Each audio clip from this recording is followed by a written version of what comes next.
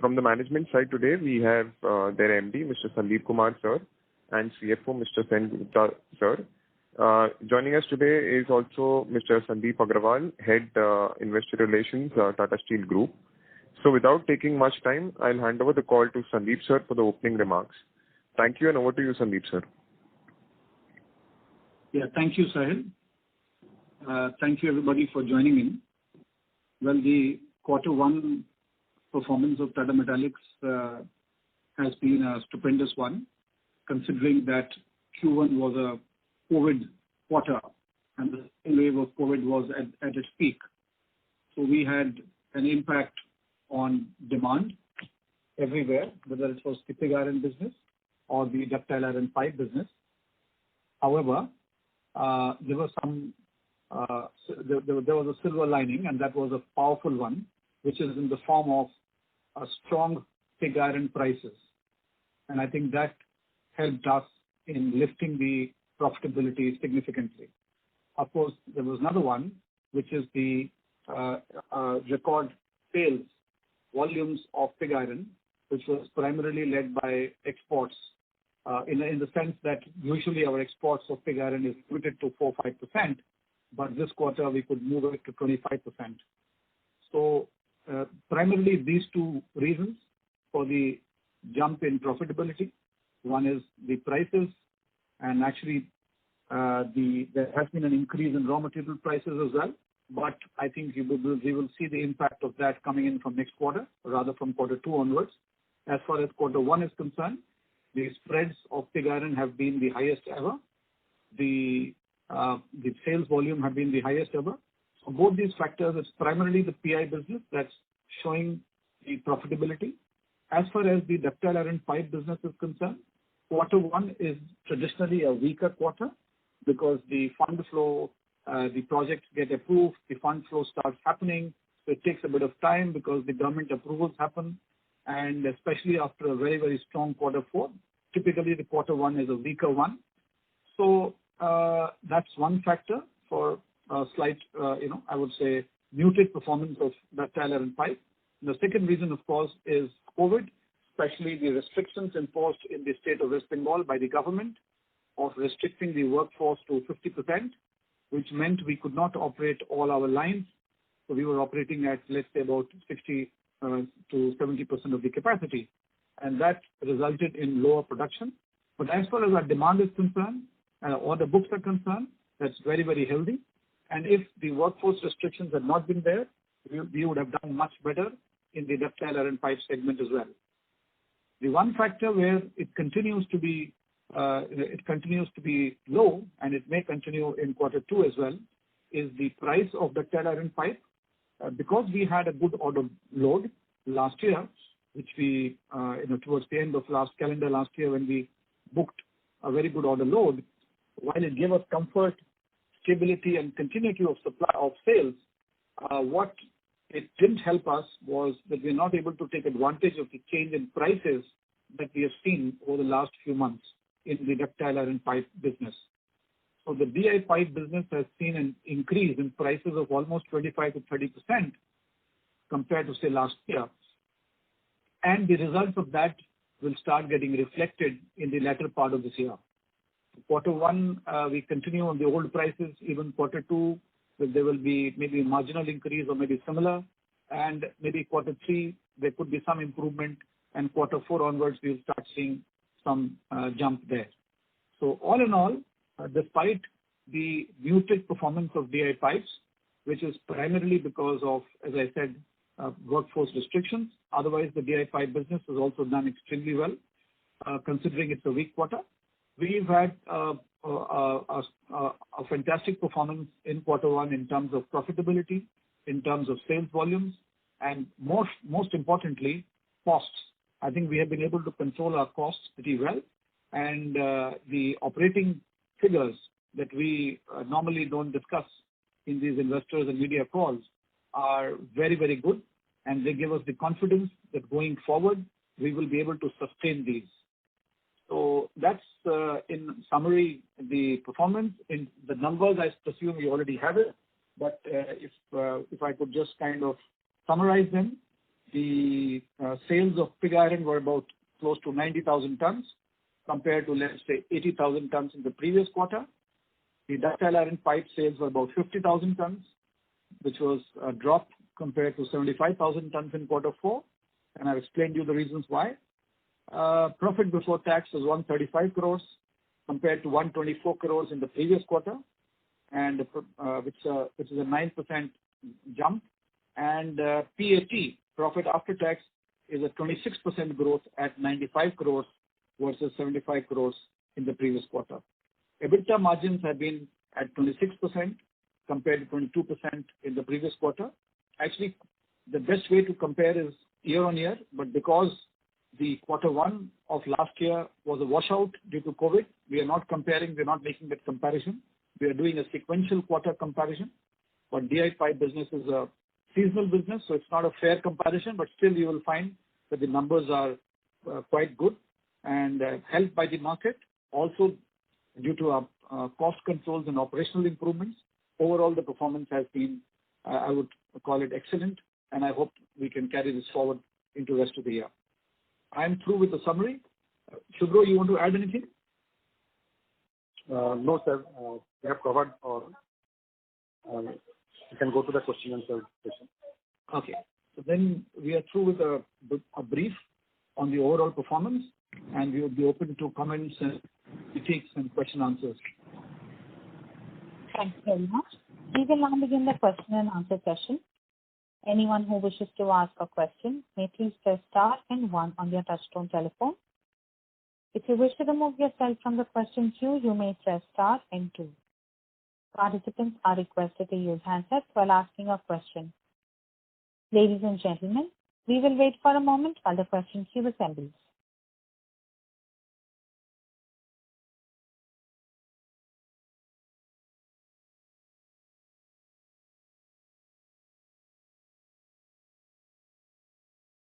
A reminder to the participants, anyone who wishes to ask a question, please press star and 1 now. The first question is from the line of Dhaval Doshi from Sundaram Mutual Fund. Please go ahead. Yeah, good afternoon, gentlemen, and thanks for the opportunity. So just wanted to know the near-term outlook in terms of, post the lockdowns open up, how is the trend as of now? And what kind of a price increase we can expect in ductile pipe since it was contracted, as you mentioned. So we can expect in, second half of the year, if we can, give some sense on that in terms of the trend, and what kind of, cost escalations which we are looking at in terms of increase because of the increase in cooking coal as well as iron ore price. Right. So if I got your question right, you want to know the raw material cost impact, you want to know how much is the price increase going to be, and what was the first part? How is the trend now? Post-lockdown opens up, in the month of June, July wise. Okay. So on the market front, on the outlook, the markets have been pretty steady of pig iron. There has been the usual volatility, a little bit of up and down. You see, the quarter 1, actually the demand in the foundries had come down to almost 30-40% because there was no labor, or rather shortage of labor, then COVID restrictions in many states, and they also faced problems of working capital, etc. So there were issues, and the demand wasn't there actually. But because we exported, we were able to manage the sales deliveries. As far as the prices were concerned, the prices have been, it's a commodity boom, so it's basically taking that path. Okay. Now that continues into quarter 2. There isn't much of a change. Yes, there would be some ups and downs. Now, for example, yesterday we increased, prices of our pig iron in East, by let's say 800 to 1,000 rupees. Okay. But previous week, the prices had fallen by 500 to 1,000 rupees. So that kind of a weekly change up and down will continue to happen. But by and large, the prices continue to be strong. That's one. Secondly, the foundries are coming back. The foundry clusters, whether it's in Howrah, whether it's in Ahmedabad, whether it's in Delhi or Punjab or wherever, the foundry clusters are coming back strongly. from 30 to 40% capacity utilization. Now they are at almost 60-70%. Some have even touched 80. So the demand pool is going to happen on the back of auto, agriculture, and engineering product offtake. So that's happening. That's beginning to happen. We can see that. So pig iron business is therefore still looking strong. As far as ductile iron pipe is concerned, that's really taking off, and you haven't yet seen much of it, but that will really move into a different horizon over the next few quarters. And why I say that, I just in fact mentioned in the morning in this CNBC interview as well. The typically the supplies of ductile iron pipe is about 1.6 to 1.8 million tons per annum. And why I say it's at this level is because last 2 years, because of the COVID, the volumes haven't taken off. Otherwise, traditionally, the ductile iron pipe business has grown at a rate of about 9-10% per annum over the last 5 years. Okay. What we are seeing is that 1.7 million tons of orders are already there with different producers as on date. And about 1.5 million tons of inquiries are there in the market. So that makes it about 3.2 million tons. In addition to that, we have schemes and which are announced or being announced for a volume which is another, let's say, 2.2 million. So we are close to 5.5 million tons of DI pipe order visibility, which is typically a 3 years order load. So that's a fantastic visibility. Typically, we get a visibility of 18 months to 24 months. Now what we are getting is almost 3 years. So DI pipe will, I think, just go through the roof unless something drastic happens. And it's an industry where there are heavy entry barriers. It's not like some other industry where people can come in. Like for example, you want to make billets, people can come in. Secondary steel players can come in. But in ductile iron pipe business, it's extremely difficult to get in, both on the technical front and marketing front. So those entry barriers will ensure that the existing players have an advantage, which is going to continue for some time.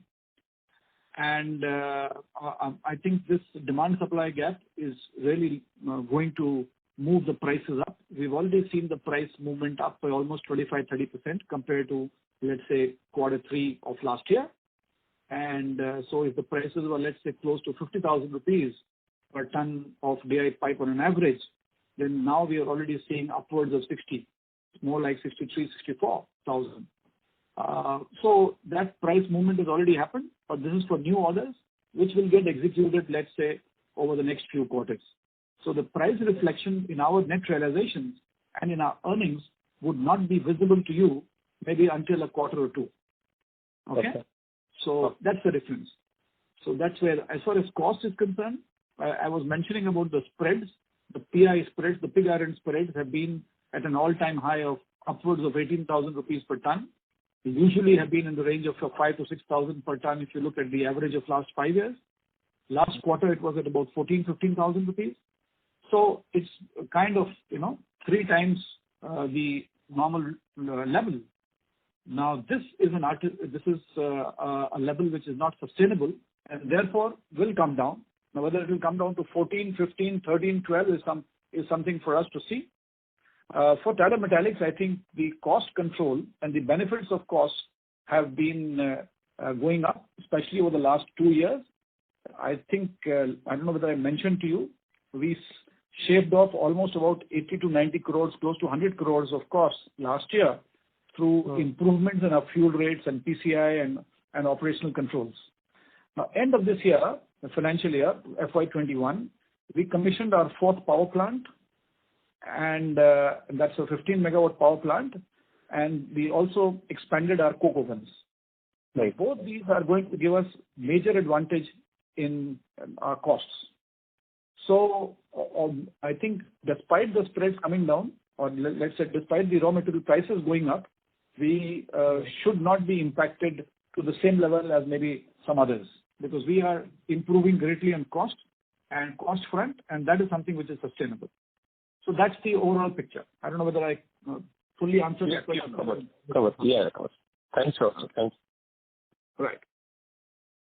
Thanks. Thank you. The next question is from the line of Falguni Datta from Jefferies Securities. Please go ahead. Yeah, good evening, sir. Sir, I just had one question on this. Given that coking coal costs have doubled, so taking into account this coke oven expansion that is coming in, what do you see the per ton impact just on account of this coking coal from Q2 and Q3? Okay, right. Shubhro, you want to take that? Yeah, I can try. So the coking coal, April and May, it was moderate, around FOB $105. But in the month of June, it has moved, and currently it is $210 FOB Australia. So that will definitely have an impact. However, if you see that market coke price was higher, much higher in last 10 to 12 months, and a lot of competition, they're buying coke from the market. In our case, definitely the cost will go up, but over the period, over the last 3-4 years, we have improved upon on the coal blend, and we can use to some extent inferior coal or second rung coal for the coke oven and to make good coke. That will keep our cost contained. But definitely the $105 was aberration kind of thing. In long time average, we have seen that it is run between 160 to 240 kind of dollar. So that is fine. So that impact will be there, but that will be definitely it will be also impact the what in this saying in longer and also in that bacterial pipe and to some extent other people. Sir, can you just quantify broad range of per ton impact, a broad range that this will have? So given the mix that you are using also. So if you see that coke price, if the coke price goes up by say $5,000 rupees per ton, and your coke net coke is say 480 to 500 net of PCI, then it will be 2,500 kind of number per ton can be. Right. You mean to say that this doubling of this coking coal prices will just have an impact of 2,500 per ton? Per ton of hot metal. Yeah. Because, okay. Over the period, we have increased the PCI rate, which from the last year, from the FY 2068 kg per ton of hot metal, we have improved up to 115, 117. So that helps a lot, and our exposure to coke is comparatively lower, and the coal and the PCI coal is much cheaper than the main coal or hard coking coal and corresponding the coke price. Okay. Thank you, sir. So if I can just attempt to kind of summarize it or add to that, see, there are 2 or 3 levers to counter it. One is the leaner coal blend, which Shubhro talked about. Second is the additional coke, captive coke that we are now getting. Compared to the market coke, the captive coke is still much cheaper, although the gap has come down. And the third is the captive power plant, the 4th power plant. So these are the 3 ways in which we'll be able to retain our cost competitiveness despite there being an increase in, let's say, the raw material prices.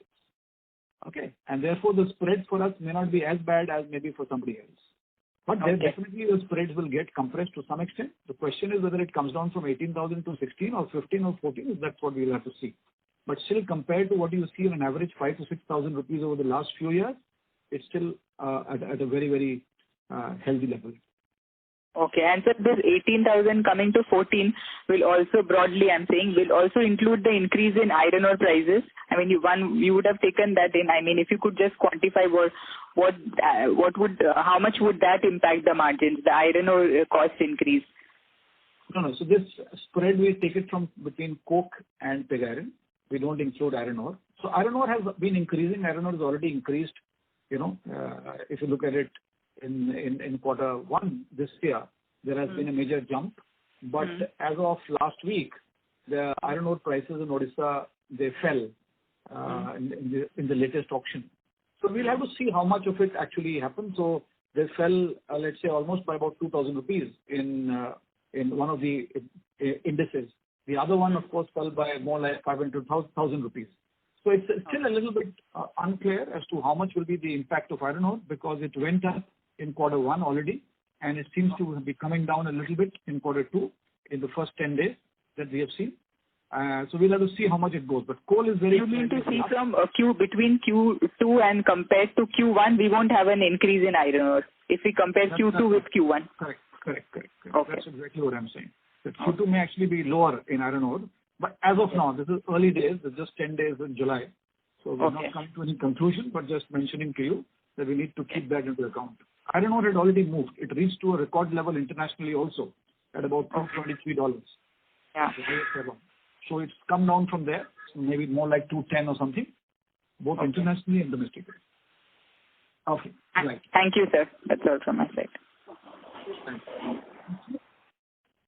A reminder to the participants, anyone who wishes to ask a question, please press star and 1 now. The next question is from the line of Nalin Shah from NVS Brokerage. Please go ahead. At the outset, I must congratulate the management for the stupendous performance which you have shown for the quarter one.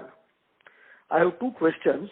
One is that what is the size of top line which will increase post this expansion, addition of another 2 lakh tons or 2,20,000 tons, which is expected to go on stream by the end of this financial year last quarter of this financial year. That is first. And secondly, what is the synergistic, what you call the cost reductions or profit margin improvements we are looking at from the merger between Tata Long Products and Tata Metaliks? If you can quantify that also. Yeah. So thank you very much for your kind comments. The second one you said is merger, and the first one you said is what? That is that addition. What is the the top line which increased by how much based on that 2 lakh ton expansion? Yeah. Correct. So if you look at our business currently, we have a turnover of, let's say, about 2,000 crore. This year will be up because the prices are up. But if you look at it on an average over the last 3 years, it's been at 2,000 crore top line. Okay.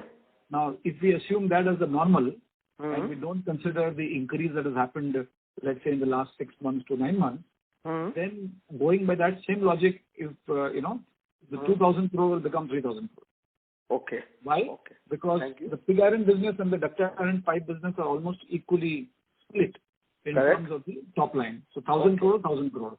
And we will add another 1,000 crore in DI pipe. So that will make it 3,000. Excellent. Of course, if we take into account the price factor, etc., that may go up to 3.5 to 4. That's a different thing. Correct. So how much of that is sustainable, I don't know.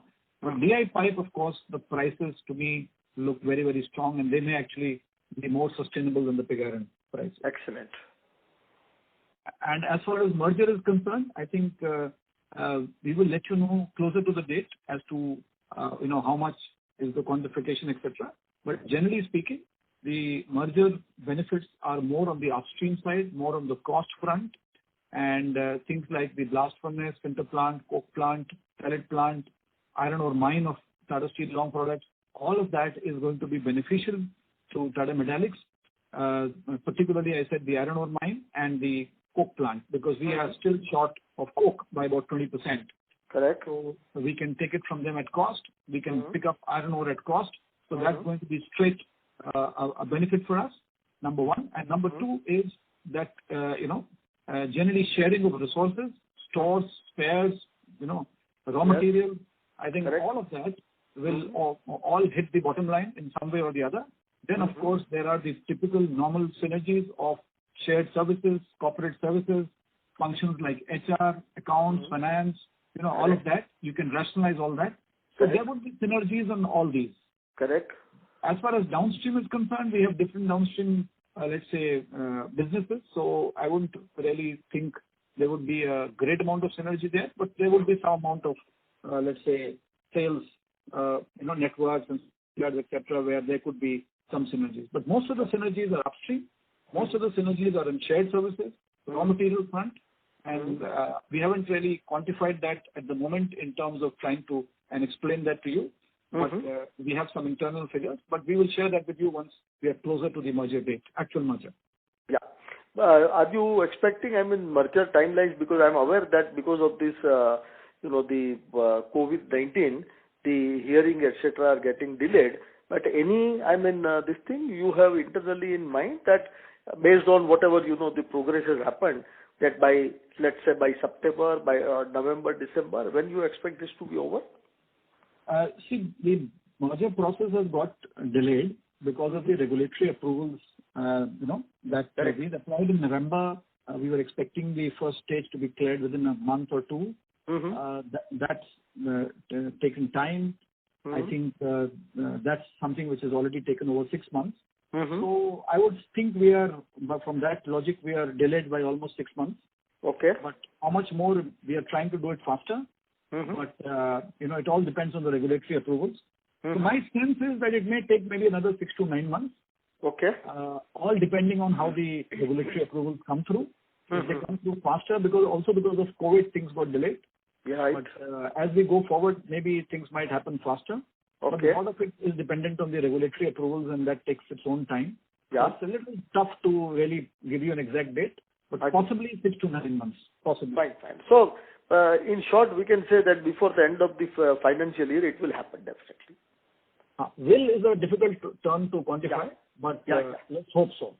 Sure. Thank you very much. And once again, I must congratulate for a wonderful performance. Thank you very much. Thank you. The next question is from the line of Arjun Pathak from Centra Advisors. Please go ahead. Good afternoon, everyone. Congrats for the great numbers and thank you for the opportunity. So, as per my knowledge, the DI pipes realization are fixed through short-term contracts. So, do these net sales realization are related to the global steel cycle or the global steel prices? To sum it up, what I wanted to know is that does the element of volatility exist in the net sales realization for the DI pipes? So the DI pipe business is not connected to the steel business directly.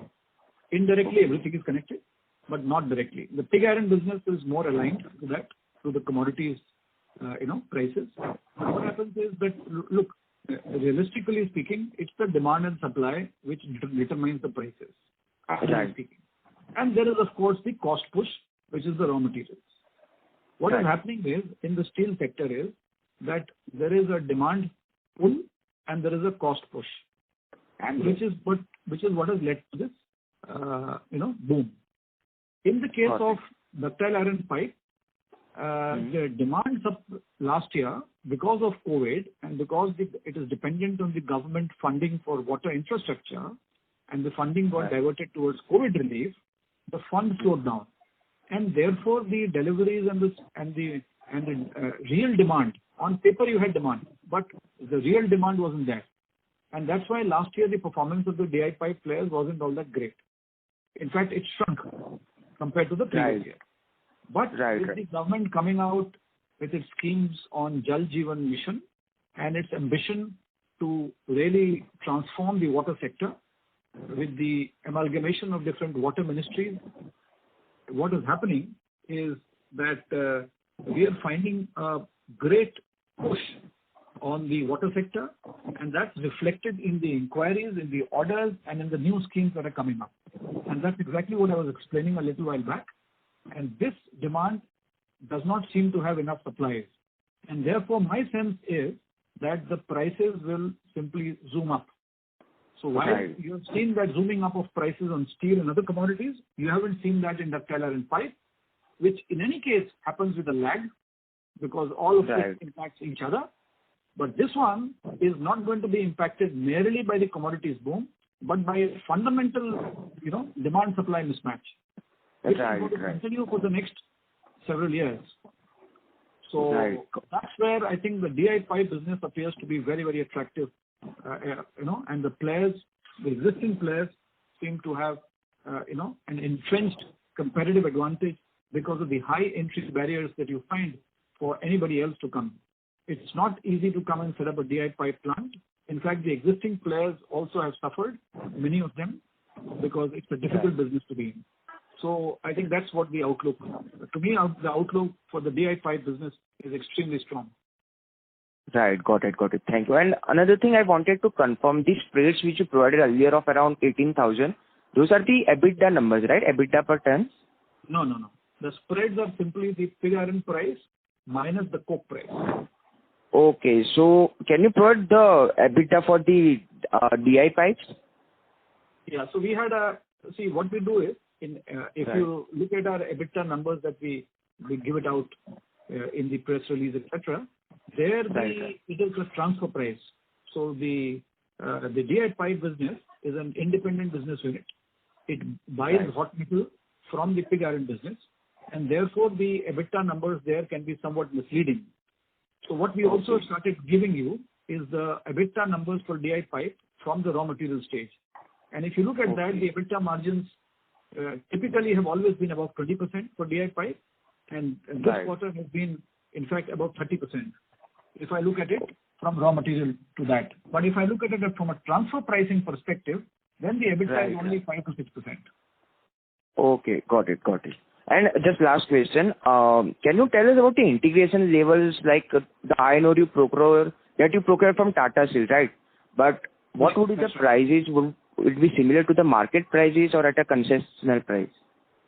So it is linked to the market price, but obviously we get a long-term discount because it's a subsidiary company, and it is although it's at an arm's length, because it's for a long-term contract, whatever you will get in the market, you will get something similar.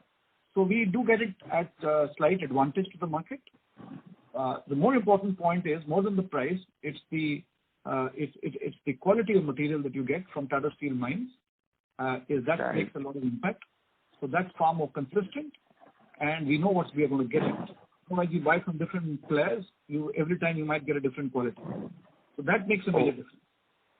Okay, right. Thank you so much. Thank you so much for answering that. Thank you. Thank you. The next question is from the line of Ashish Kejriwal from Centrum Broking. Please go ahead. Yeah, hi. Thanks for the opportunity. So 2 quick questions on macro. One is, what's your view of iron ore prices domestically, given the fact that 2 of the mines are maybe going out of the market in August? Ashish, your voice is not clear. You need to come closer to the mic and speak more clearly, please. I had 2 questions actually. One is on iron ore. So what's your view on domestic iron ore prices, given the fact that 2 of the mines in Odisha is going out of the market maybe in August? And secondly, is it possible to share your view on coking coal prices, why it has shot up? Is it supply issue or some kind of demand improvement which we have seen? Right. I will request Shubhro Sengupta to answer. He also handles the raw materials. Shubhro? Sure. Yeah. So I don't know. Our view or my view is that it has peaked. If it goes further up, the downstream industries will start getting shut down, kind of thing. And if you see, there are a lot of representations from the various manufacturers association of Odisha and Chhattisgarh going to government. So I think it has peaked and it will be stable or it will come down a little bit.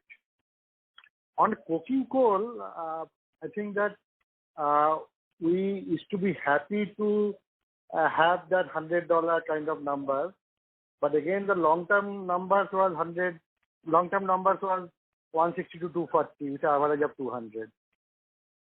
So, and there is a huge beef going on between Australia and China. And there is a $80 kind of arbitrage between the Australian coal to India and Australian coal to China. So,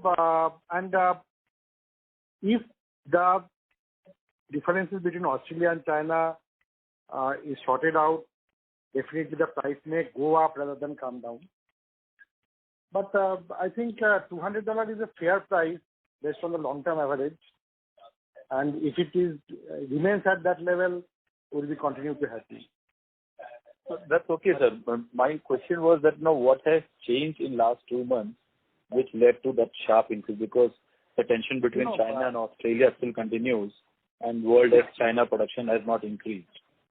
So there are, in the beginning of the month, some of the traders were taking position.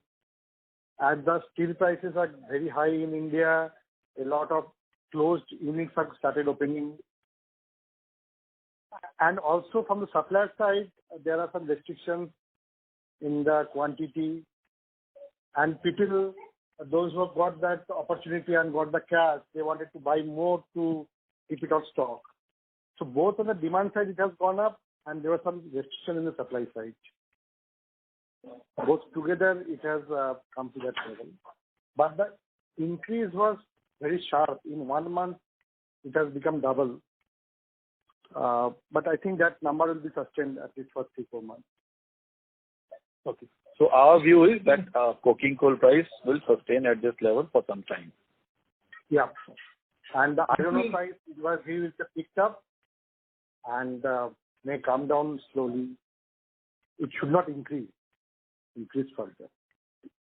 Agree. But given the fact that, our demand is somewhat low, especially in this weak season, don't you expect a sharp correction in domestic iron ore prices? May not be, because, after the changes of the amendment of the NMDR Act, effective 28th March, the royalty structure has got changed. Earlier, the OMC, NMDC, they used to pay 19.8%. Now it has become 42.3%. So that 22.5% increase, in any case, it will go up. So there, we don't expect any sharp decrease because there is a change in the tax structure and duty structure. But the decrease could be there, but it will be slow decrease. If I can just add a couple of things here, I think to answer Ashish's question. If you look at Odisha, last year the auctions had happened, if you remember, in March for the leases which had expired in last year. So total capacity of Odisha is about 150 million tons, out of which, after the reallocation of mine, 70 million tons is captive, which was earlier 40. So 40 went up to 70, right? And merchant came down to 80. So if the merchant capacity has come down to 80 million tons, so from let's say 110, and captive went up from 40 to 70. So 30 million tons moved out of merchant to captive. Okay. Now out of this merchant capacity of 80 million tons, the current production, if you look at Q1, is 15 million tons, which means on an annualized basis, it's 60 million tons. So Odisha is short of 20 million tons of iron ore production on an annualized basis, if we just compare. So that's where the shortfall is also hitting the market. However, there is, the Steel Authority of India was asked to release its material in the marketplace. That helped matters to some extent. But alongside, you had international prices which, zoomed into, let's say, the highest ever. So these factors have kept the iron ore prices high. But as the restrictions, or let's say as the bottlenecks in iron ore production in Odisha get relaxed, they get eased out, you will have higher production coming out, and therefore to some extent the iron ore prices may ease out. We have seen some amount, the reduction of almost about 500 to 1,000 rupees per ton in last week's auction of OMC. We might see a bit more, but what Shubhro's point is, because of the royalty going up, things may not be as easy as it appears. But I think primarily demand supply will dictate, and as far as demand supply is concerned, there's clearly a gap of 20 million tons on an annualized basis. As far as coal is concerned, the coking coal prices were artificially low at about $100 to $110, while the prices into China were almost about $80 higher. China was buying from Canada, US, Mongolia, Indonesia, etc., while India was buying from Australia. Okay, because Australia was not selling to China, or rather China was not buying from Australia. So this is a political standoff, And this happened after September or October last year. And you saw a sharp deviation in the prices which were going into China and into the rest of the world. That deviation and that arbitrage of almost $80 continues till today. So even though the coking coal prices have moved up from, let's say, 110 to 200 or 210, the Chinese prices have also moved up to $280 to $300. Why it has happened? It's happened primarily because of two reasons. One is the demand. The steel demand is booming. So obviously there is a demand for more coking coal. China is producing like nobody's business, so it's sucking up the coal from other countries, and same thing, that's reflected ultimately in the prices from Australia into India and other places. That's one factor.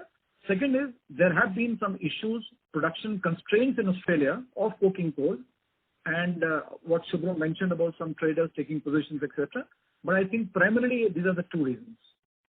Ashish, I don't know whether I could answer your question. I think, sir, you have mentioned it clearly, but my only submission was that the factors between China and Australia that has been there for last 8-9 months, and world ex-China production, if we look at, that has been somewhat flattish in last 3 months also. So, this all of a sudden jump, one factor which you mentioned about traders taking position, that can be possible. But if that is the case, I don't know whether it's sustainable at 210 or not. Because until and unless China and Australia tension erases, it becomes difficult for coking coal to sustain at this level for long. That's my thought. Right. So I think it's very hard to predict prices for anybody. People have different views. What will come out is very difficult to say. But these are some of the fundamental reasons for why the prices are, even for that matter, I don't know. Brazilian mines had some problems. So one of its major facilities, its slime dam safety issues were there. So it had to suspend production for some time. So similarly in Australia, coking coal mines, there was some suspension of coal production in some places. So all these factors together contribute. But primarily when there is a steel demand, every other raw material is going up. Why would coal not go up? That's my fundamental question. Isn't it? If iron ore went up from $88, $90 a year back, or in March 2020 to $220, $225, coke has gone up, steel has gone up, coal had to go up. And the arbitrage still continues to be $80. Okay? So I think that's perhaps some way of explaining that. Sure. Thanks for this question. Right, Ashish. Thank you. Thank you. The next question is from the line of Udit Sharma from Investing Hut. Please go ahead. Hello, sir. Congratulations for talking strong set of numbers. I'm really happy after seeing the numbers. Most of my questions are already answered. You have explained very detailed, so I got the answers. I have only two quick questions. As I heard the last few conf calls, so I know that the company focuses toward ductile iron pipes. So as you have already explained that, post the capex, we used to clock 3,000 crore as a revenue, and out of that, 2,000 crore will go to ductile iron pipe. So, if we do the split, then it's 70-30 ratio. So just as a ballpark number, I want to ask what is the aspirational margin target for ductile iron pipes? I know that right now the situation is very challenging, but from future perspective, what is the aspirational margin target for ductile iron pipe business? So at any point in time, in ductile iron pipe, we have on an average made about 20% margins. Okay? If you look at the history, you will find on most occasions, on most quarters, we would have made roughly about 20% plus. And this quarter has been exceptional because PI has gone up, significantly, while the lag effect on the DI pipe prices continues. But as I said, there is a fundamental change which is happening in the ductile iron pipe business, and that's the demand-supply mismatch, with demand just booming like nobody's business because of the tremendous investment by the government of India. As against an investment of, let's say, 20,000, 25,000 crore per annum on the water infrastructure sector, the announced investments are, upwards of 70, 80,000 crore. Now, assuming that 50% of that comes in, we are still double of what has happened in the past. Where is the new supply? Okay, so the demand-supply mismatch will really push up the prices of DI pipe. What we have seen today is already a 30% increase in DI pipe prices, and that's primarily not because of the demand-supply mismatch. That's primarily because of the effect of pig iron, raw material cost push, etc., etc. Now, when the demand-supply mismatch starts playing out, I would tend to think that the prices are going to go up further. So today we are at about 60 to 65,000 rupees per ton, which was, let's say, about 48 to 50,000 1 year back. I would not be surprised if it crosses 70 sooner than later. Okay. So thank you for it. One more question. Can you please put some light on the order book in ductile iron pipes? I mean, how much order we have in our bucket?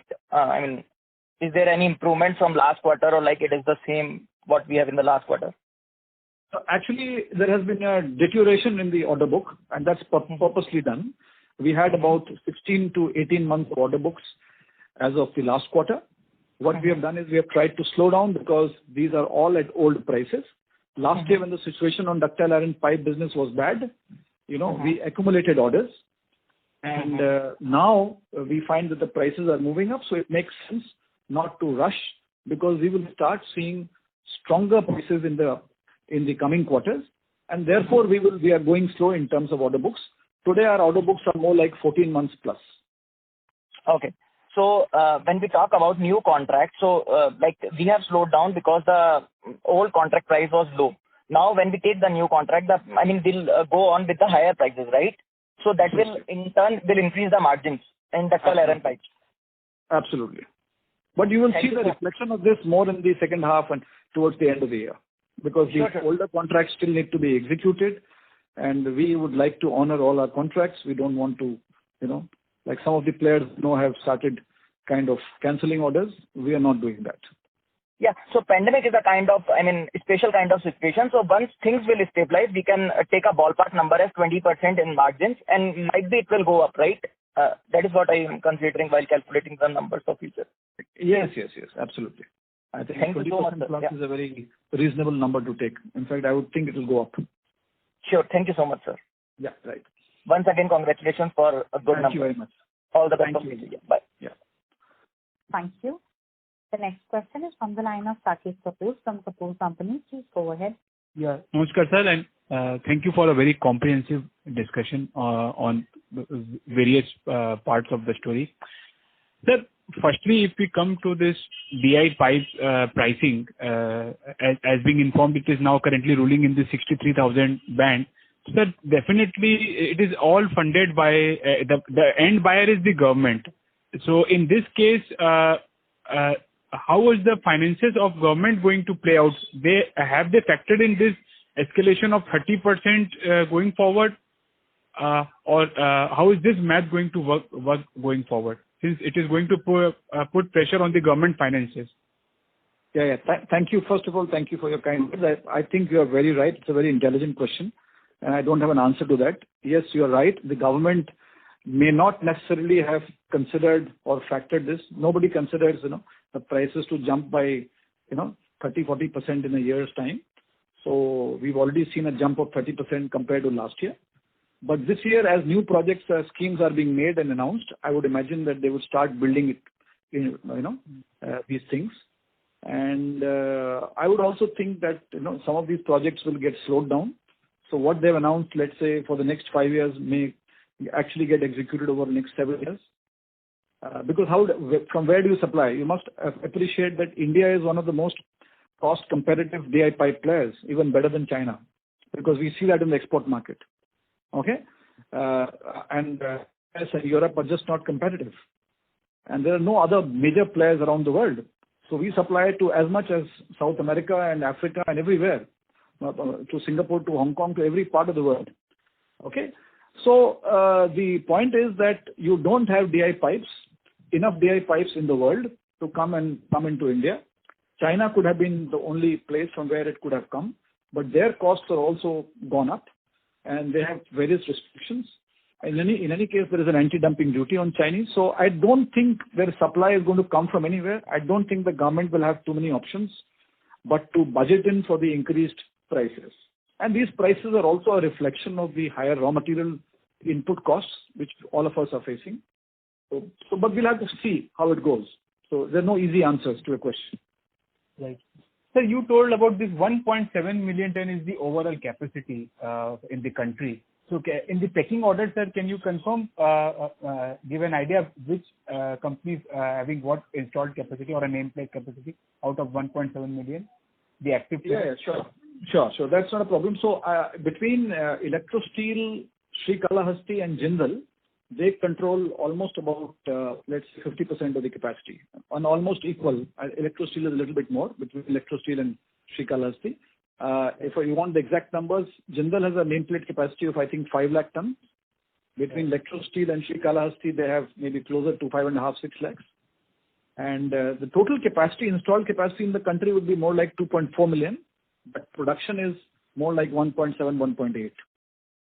There are players who've actually, gone into more like bankruptcy cases, or they have been under very bad conditions financially. So they have not been able to produce in the same way. I would imagine that maybe all of them will see better times and perhaps start producing more. So the production capacity is 2.4.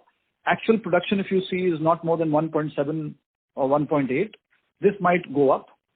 Plus a few more capacities like ours and Srikalahasti, etc. will come up. So as the demand moves up, the capacity will move up, but new players to come and establish themselves will really take some time. Because I think Vedanta will also be a very strong contender with Electro Steel acquisition. They are also having some nameplate capacity in DIP and they are expanding as informed in the press, since it is not a listed entity. So they should also be a strong contender. So they are already included in this 2.4. Including the 2.4. Yeah. Sir, two small questions. Sir, for this year, what would be our production and the deliverables for the DI pipe? So last year we did 194, I think so, if I'm not wrong, for FY21. So for this year, sir, what should be the deliverables? So the deliveries, typically in H1, we do about 45%, and in H2 we do about 55%. So you can calculate. We should definitely do above, 2 lakhs. We've already done 50. And maybe upwards of 220 is a more likely scenario. It all depends on how COVID plays out. But otherwise, we have done, we have achieved this number before.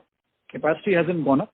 So we are definitely in the zone of 220 plus, but depends on COVID. Like the first quarter, we could have done more than 50, but the production got impacted due to the workforce restrictions by the government. So we'll have to see how it goes. But definitely 2 lakh 20 is a number which should be easily achievable if things go right.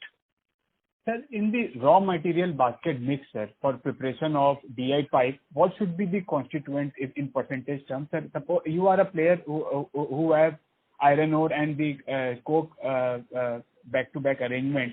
Other players who are not aligned to it, if you could give the mix in the raw material basket in percentage terms for the DI pipe production, that would be very helpful. Okay. Shubhro, you want to take that? Yeah, I will do. So, the highest cost is the fuel cost, the coke and PCI, and that depends on the raw material cost. But in practically, it is approximate comes to 40 to 45%. I'm talking about the total DI type cost here. 40 to 45% is fuel-related cost. The iron ore cost was lower earlier, but going forward, it is going up and up. Earlier, it was on the single-digit kind of thing, but today it will be approximate, say, again around 20 to 22%. So these two are the measures. The remains are the small cost kind of thing. Right. So thank you for all the elaborate answers. On the inventory front also, sir, is it on the DI pipe only that the inventories were not, the scheduled ones were not delivered because of the COVID factor? We see an increase in inventory for this quarter? Yeah, Shubhro, you can answer. So, on quarter, inventory quantity-wise has not gone up much. Pig iron, it has gone up marginally. DI pipe, we could have done better, but due to COVID in the customer side, it is marginally increased by maybe 1,000 tons. So very marginal numbers from that. It looks a large number, sir, for this quarter. 21, 22 crore is the change in inventory. Yeah. But that is one of the reasons, Saket, that there are two things. One is that the price has also gone up. So inventory valuations has also got an impact. Because the raw material cost has gone up, therefore the inventory valuation has gone down. And on the pig iron, we have increased by, say, 25 to around 3,000. That itself is 10 crores. And BIP by 2,000, that itself comes to 7-8 crores. Thank you. We will request the current participant to please come back in the question queue for any follow-up questions, as we have several participants waiting for their turn. The next question is from the line of Dhaval Doshi from Sundaram Mutual Fund. Please go ahead. Yeah. Hi, sir. Thanks for the opportunity. Just a clarification on the post-merger synergy on iron ore. You said you are currently getting discounts, long-term discounts from procurement for Tata Steel. So post-merger, you said that you will get added cost. Is that understanding is correct? No. So post-merger, we can get it from the mines of Tata Steel Long Products, which is a different entity. See, today when we are buying from Tata Steel's mines, it is a different arm's length pricing. Right. So still it is at a market price. Yes, because we are buying on a regular basis and we have a long-term contract, there is a long-term discount. So we get it marginally better than the market price. But when we are in part of Tata Steel Long Products, it's your own company. So the transfer of iron ore will happen at cost. Okay. So, I mean, netted it's cheaper than what the current arrangement is.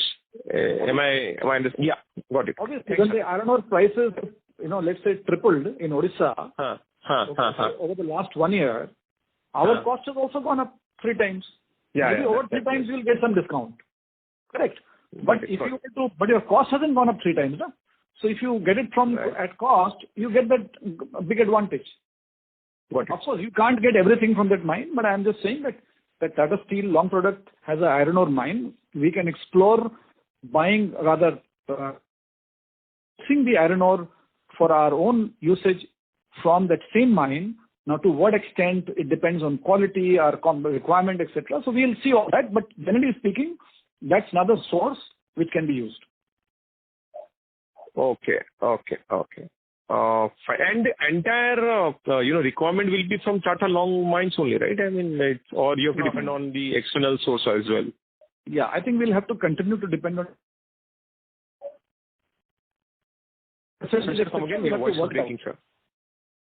Okay, I said the exact percentage we will have to work it out depending on our exact requirement. But currently, when we are not buying anything from Tata Steel Long Products, from that situation, we will be able to source a part of our supplies from Tata Steel Long Products, which will come at cost. And another part we can continue to take from Tata Steel is how I would tend to think. We will cross the bridge when we come, but generally speaking, will be an advantage of sourcing iron ore from your own mines, which are part of Tata Steel Long Products. Got it. Thanks. Yeah. Thank you. The next question is from the line of Vikas Kedia from TCPL. Please go ahead. Sir, thank you for the opportunity. My question is, when you source the hot metal, where do you source it from? And is it internal? When you say transfer pricing, right? I assume it is internal. When you go to increase DI capacity, how do you plan to get the hot metal for that? So we have one last one. Yeah, sorry. You have another question?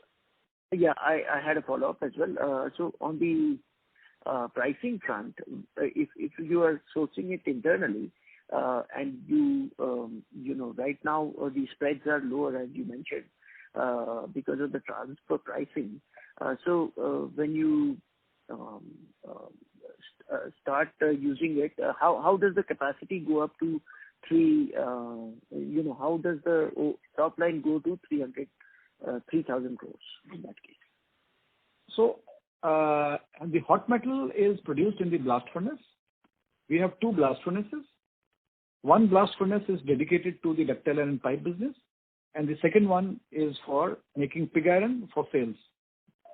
Okay, so both are internal, but these 2 are different divisions. They used to be different companies also once upon a time. One was a subsidiary of the other. So therefore, but we have continued with the transfer pricing policy so as to keep it at an arm's length and make sure that each business is competitive and stands out on its own. So that's one. So when we increase our capacity of ductile iron pipe, we will reduce our production of pig iron and divert that hot metal towards the ductile iron pipe new plant. Okay. So let's say, to give you more clarity, if we have a 6 lakh tons of hot metal capacity today, and let's say we are producing 2 lakh tons of ductile iron pipe, that means we have 4 lakh tons of excess capacity of hot metal. Out of this 4 lakhs, we can divert another 2 lakhs for making DI pipes in the second plant. So net, from 2 lakh tons DIP, we will become 4 lakh tons, and from 4 lakh tons pig iron, we will become 2 lakhs. Although I'm just giving the approximate numbers, 4 lakh is not a correct number, and we don't produce 6 lakh, we produce less than that. But I'm just giving you approximate numbers and aspirational numbers, which we hope to achieve. So that's just to explain to you how it works. As far as the top line is concerned, I mentioned that 1,000 crores of pig iron business and 1,000 crores of ductile iron pipe business. And we will add another 1,000 crore of ductile iron pipe, so that makes it 3,000. So today, pig iron is 50% of the business. Tomorrow, it will become 1/3 of the business. Does that give clarity to you? Right. So what I understand is the pricing of pig iron and 2 DI pipes is 1:2. It's not pricing. I'm saying the rupees crores turnover. Yeah, so you can, if you are taking 2 lakhs and 4 lakhs literally, then you're right. But actually, it's not 2 lakhs and 4 lakhs literally. Okay. So in fact, today the prices of pig iron, the net realizations are better than that for ductile iron pipe. So it's a bit of a, I would say, confusion here. So I think just to put it simply, the pig iron business is 50% today. It will become 1/3 after the expansion.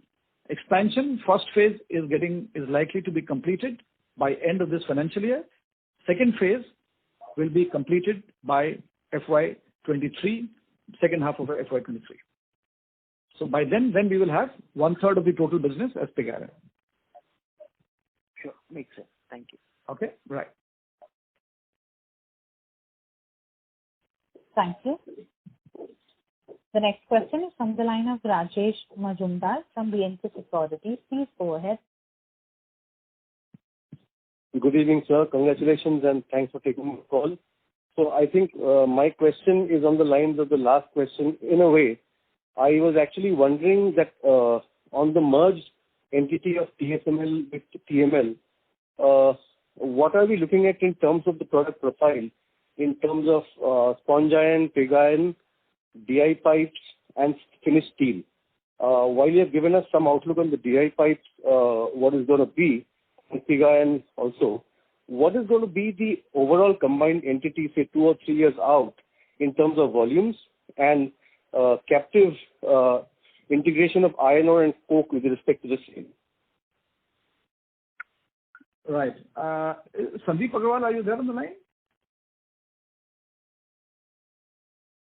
Sandeep? Mr. Agarwal, we would request you to unmute yourself if muted from the handset. I missed the question. Sorry, can you repeat? Yeah. So basically, yeah.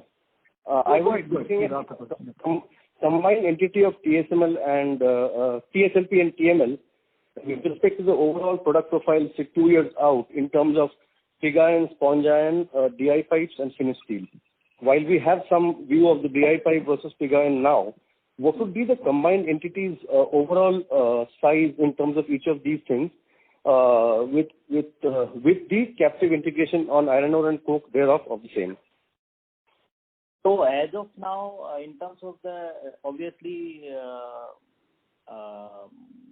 MD had just explained you in terms of the TML, but as far as the TSLP is concerned, over the next 7-8 years, we have aspiration to grow the long products business to about 10 billion ton. But as of now, there is no announced expansion plan for long products. So currently it is about 1 million ton.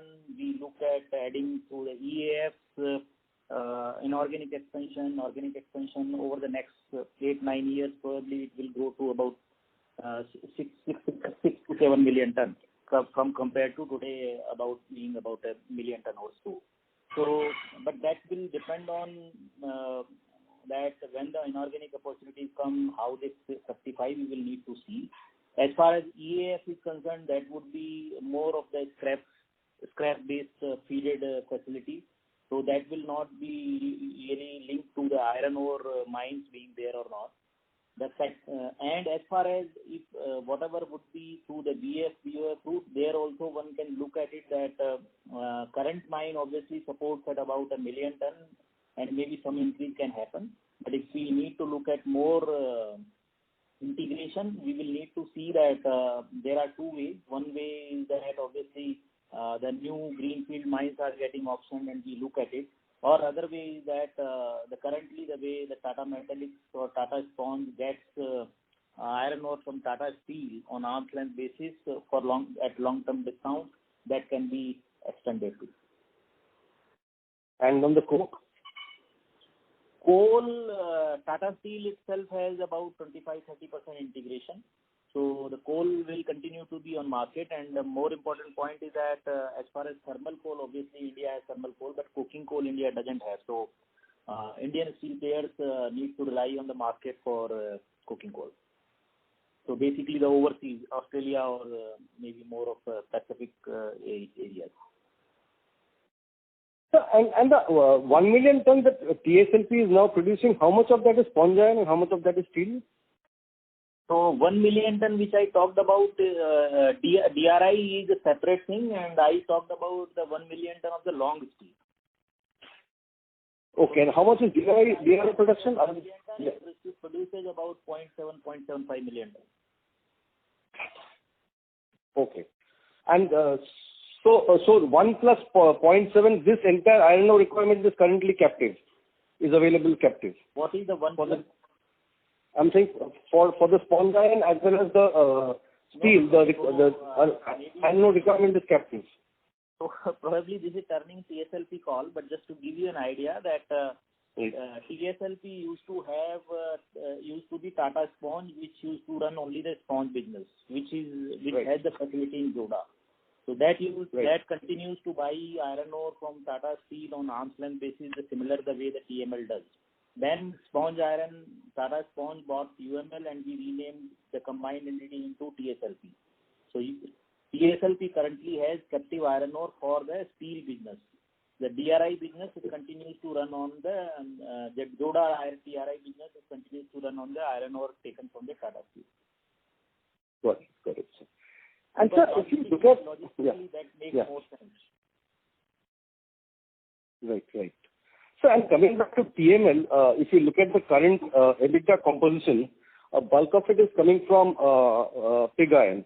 And since you are going to increase the capacity of DRI, which has a lower EBITDA per ton right now, over the years, this kind of profitability... DRI capacity is going to increase?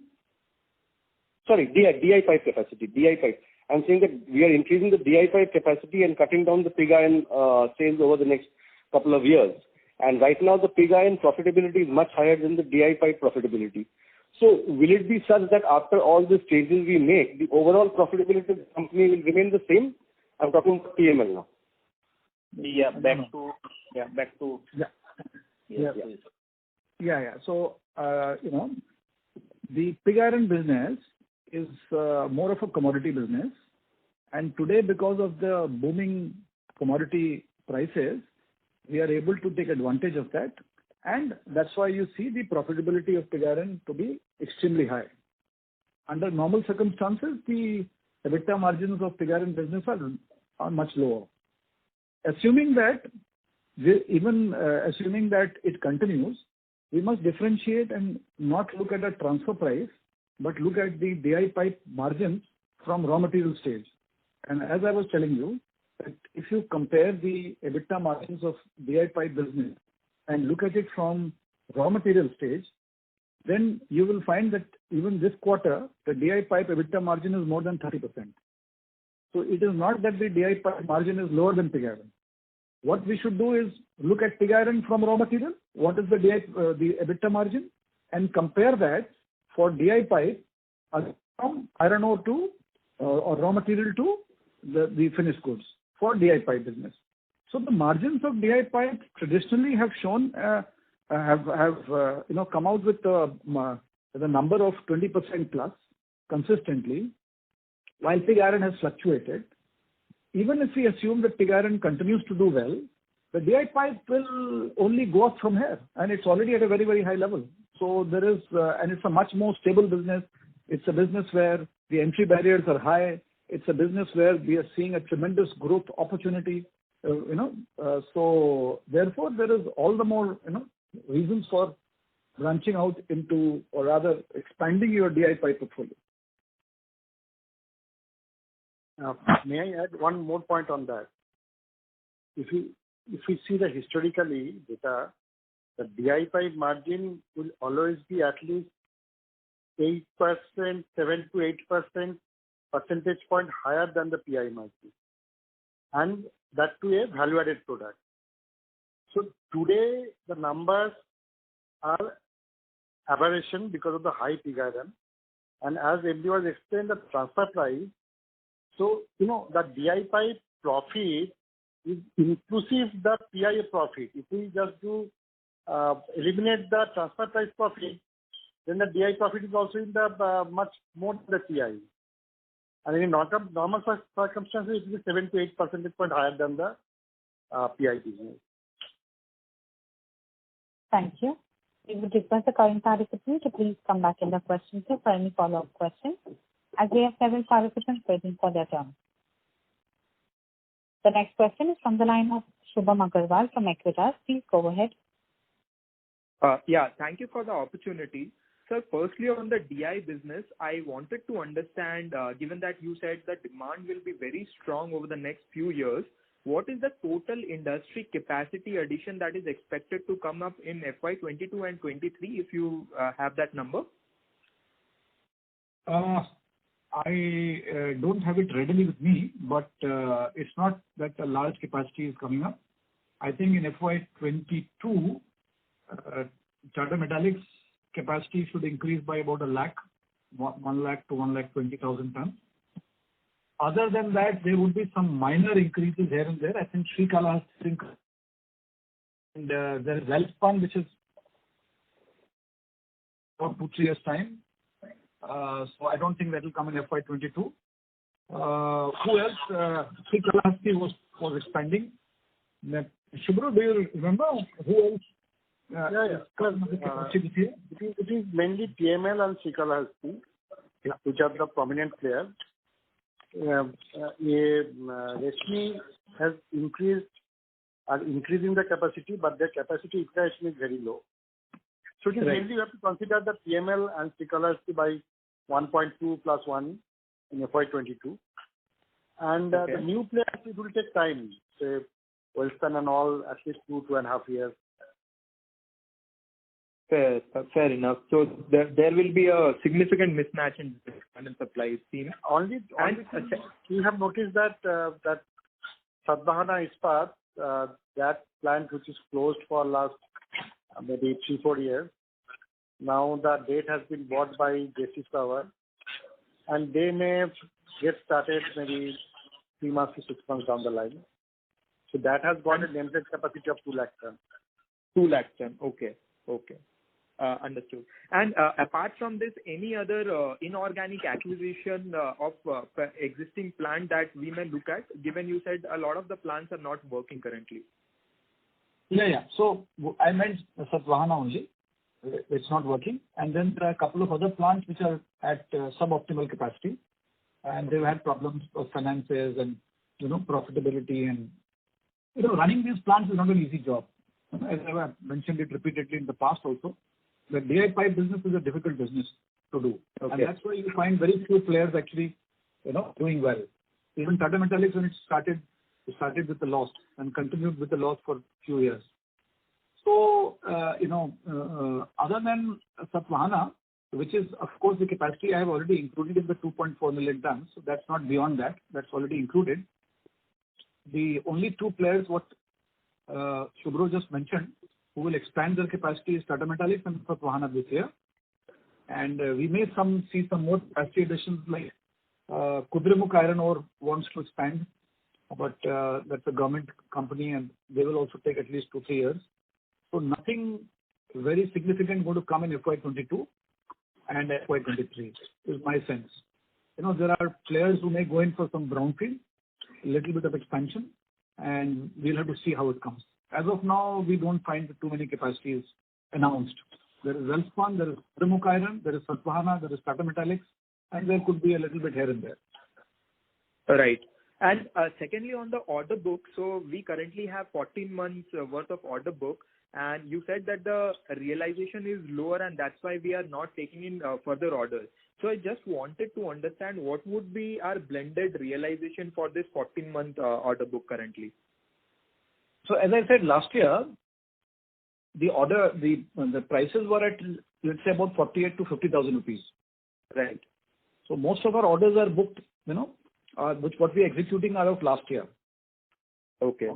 But as we have started booking every quarter, some quantities, the blended, prices and the realizations would start going up. But we will see the effect of this more in the later part of the year and mostly in quarter 4 onwards. So we might see some of it in quarter 3, but mostly in quarter 4 onwards. So it is fair to assume that 14 months worth of order book is booked at around 50,000 only. Yeah, I mean, you can say so. Okay. Just for a sense, it's okay. Although numbers would vary from quarter to quarter, but on an average, you can say maybe another 50, 51, whatever. Got it. And lastly, on the merger, sir, so continuing on the question of a previous participant, when it comes to iron ore utilization from long product.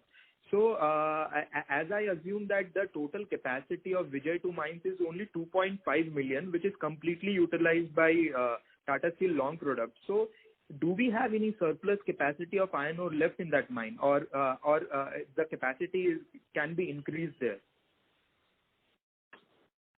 I will request Sandeep Agarwal to answer that question. I would request, this is a Tata Metallics call. Probably this is unfair to answer these questions at Tata Metallics. We have said that when we talk about the synergies etc. closer to the date, then we will explain. No problem. Before commenting on that, TSLP has to make public disclosure on that. Right. No problem, sir. Thank you and fair enough. That's it from my side. Thank you. The next question is from the line of Shailesh Raja from B&K Securities. Please go on. Yeah, thanks for the opportunity, sir. So totally we have 40 months order book visibility in DI pipes. Can you give us rough regional-wise mix and which region you see stronger growth over next 2 years? And with the capacity expansion, how our market share will improve from current level of 12%? So with our expansion coming in, we are hoping to take our market share to, let's say, about 15% in the next 2 years.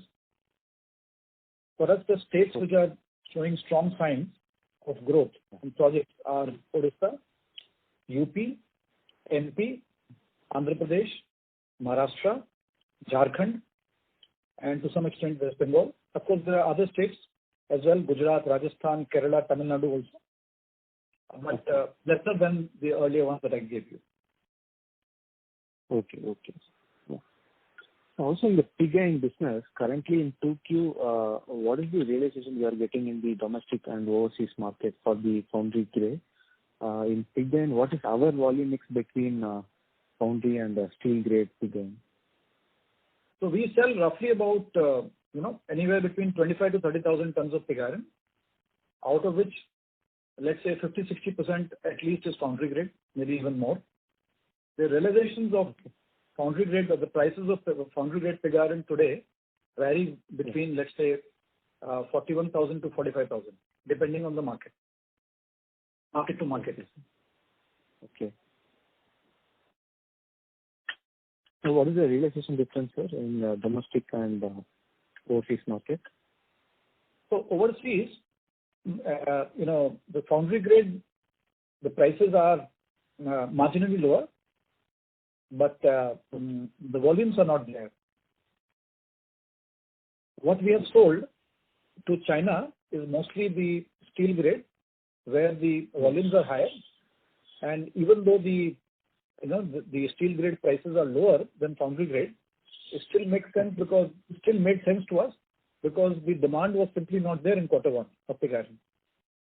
As I mentioned at the beginning, that the foundry clusters were operating at 30 to 40% capacity.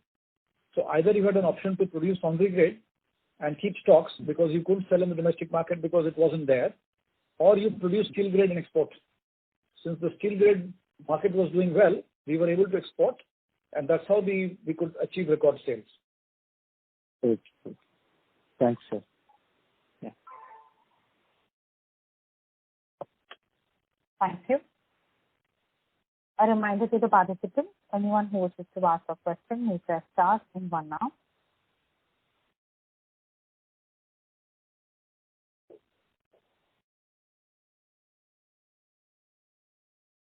As there are no further questions, I would now like to hand the conference over to Mr. Sahil Sanghvi from Monarch Networth Capital Limited for closing comments. Yeah, thank you, Aisha. We want to thank the management for patiently answering all the questions. On behalf of Monarch Networth, we also want to thank all the participants for being on the call. Sandeep sir, do you want to give any closing comments? Yeah, just I think one comment which I think there should be more clarity is that ductile iron pipe business is a long-term business. It's dependent on the water infrastructure investment by the government of India. Today, the focus of the government is heavily on the water infrastructure with the formation of the Jal Shakti Ministry by PM Modi a couple of years back, and with the announcement of the Jal Jeevan Mission. And if you look at the figures of Jal Jeevan Mission, both rural and urban, the investment by the government of India is to the tune of 100,000 crores. And there has to be, there will be many additions coming in from the states, from World Bank, Asian Development Bank. So there are a lot of funding agencies. So against investment of, let's say, about 25,000 crore every year, what we are looking at is almost 4 times the investment from government of India. What we have to see is how much of it actually happens. So we assume that even if the investment is, let's say, half of it, if it becomes 50 or 60,000 crore, we still look at a number which is twice or thrice the average yearly number of the last 4 or 5 years. Therefore, this is a great opportunity for the ductile iron pipe players to really expand their business, grow their business, and have sustainable good earnings for the next 5 to 7 years. That's where we see Tata Metaliks coming in with its expansion capacity coming on stream at the end of the year, the first phase, and the second phase by next year, and positioned very, very well. We have positioned ourselves as a premium player, and that's where I think the major benefits of the ductile iron pipe business will come to us. As we grow in the ductile iron pipe business, to that extent, our pig iron business will grow, will reduce. But the advantage is that we will start selling only in the nearer geographies and not into the farther geographies. What it means is that even for the pig iron business, our realizations will improve, and therefore the EBITDA margins for pig iron business would also improve on a like-to-like basis. So on the whole, I see a very bright, positive, optimistic future for the Tata Metaliks business as it stands today. So that's the summary from our side. Thank you very much, all of you, for joining me and my colleagues, Shubhro Sengupta and Sandeep Agarwal,